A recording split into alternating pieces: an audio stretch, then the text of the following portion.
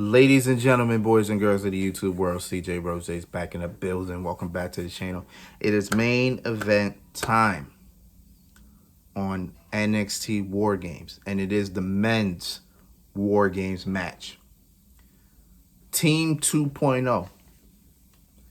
Grayson Waller, the North American champion Carmelo Hayes, my boy Tony D'Angelo, and Braun Breaker versus Team Black and Gold.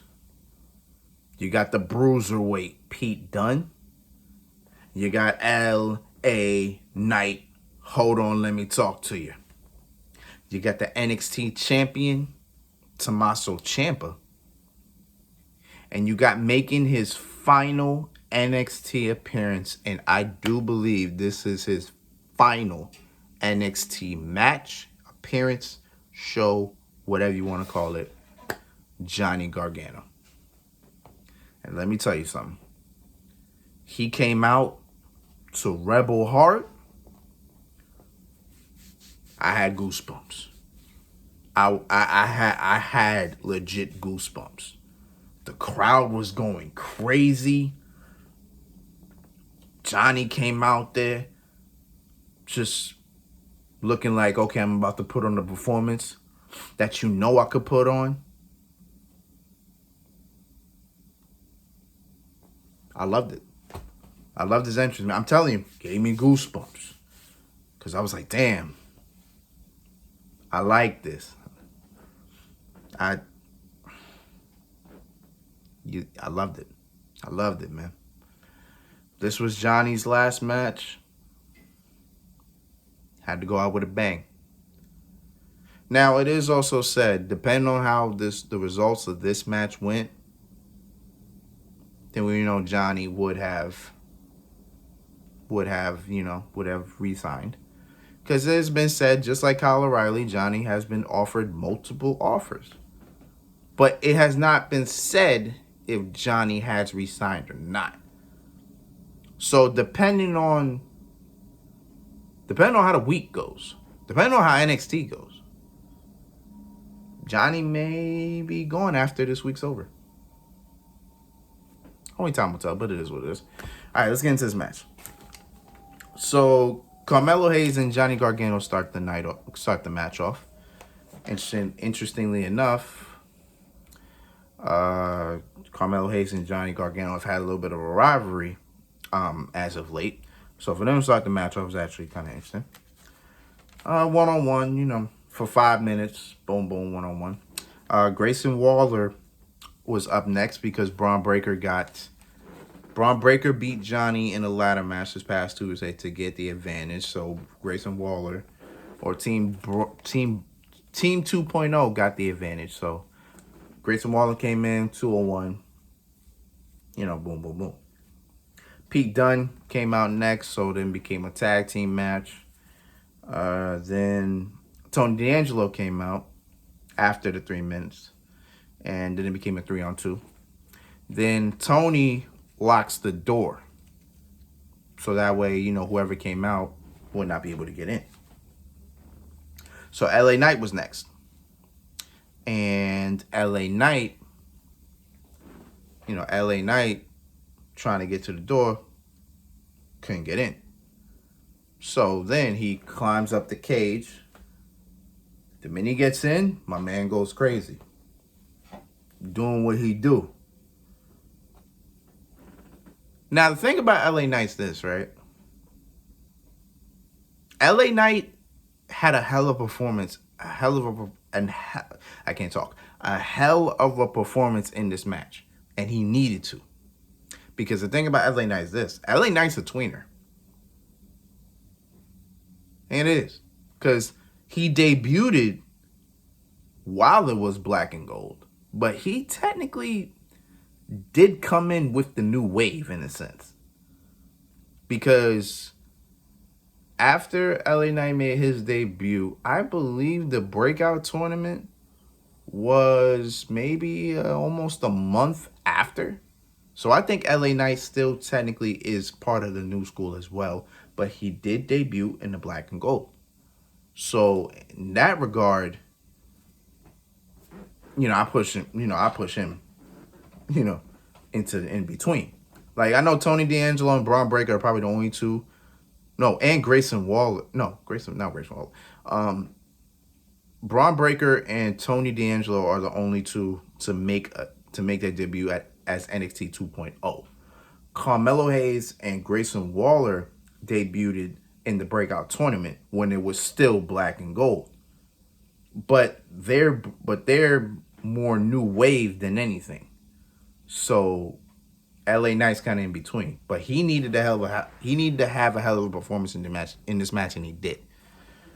Why he's not technically on the main roster, which is something I don't understand, because I think Vince would like him. Charisma's through the roof. The man is built, obviously. So you know what I'm saying? Like, I don't know. Then Braun Breaker was next. And then Braun Breaker moved the refs out the way because the refs were trying to break the chain that was connected to the door. Braun Breaker said, screw it, I'll do it myself. Got in that match. Suplex a dude here. Threw Johnny there. Slammed LA Knight there. Braun Breaker was just doing Braun Breaker, what you expect Braun Breaker to do at his size. So from there, Ciampa comes in last, and then from there the WarGames start. And from there, got a little crazy. It got a little crazy. Not much, not a lot happening. Not a lot. Not as crazy as the women, I don't honestly believe. And it's more weirder because only Ciampa and Pete Dunne have been in WarGames before. The other 6, first time. Like 2.0, not one person was in WarGames. And Johnny Gargano never made it, even though he's been here just as long as Ciampa has. And LA Knight, his first. This is LA Knight's very first big money match. So cool. Speaking of LA Knight, as I said, he had a hell of a performance, and I wasn't lying. So Grayson Waller was about to, I guess, hit a splash, a moonsault, whatever the hell he's about to do, on I think it was on Gargano, and Tony D'Angelo was holding him down.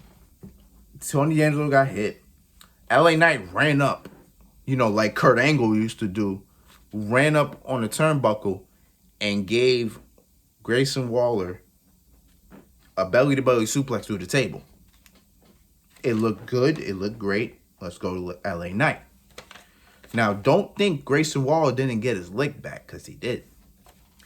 So later on in the match, Grayson Waller was on the top of the cage, hits an elbow drop, boom, on the LA Knight. He got his lick back. You best believe he did.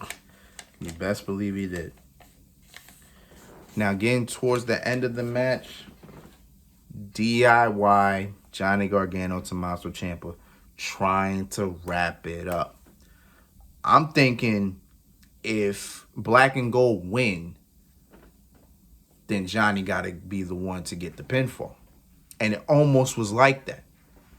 I remember one final Gargano did a one final beat. Ciampa did a Willow's Bell. Boom. Simultaneous. I think Gargano went for a pin. Did anybody go for a pin at that time? I'm not sure if anybody went for a pin at that time, but that was simultaneous. No, they didn't. They went. They did the DDT simultaneous. Ciampa was in the corner. Was Gargano? No, Gargano was in the corner.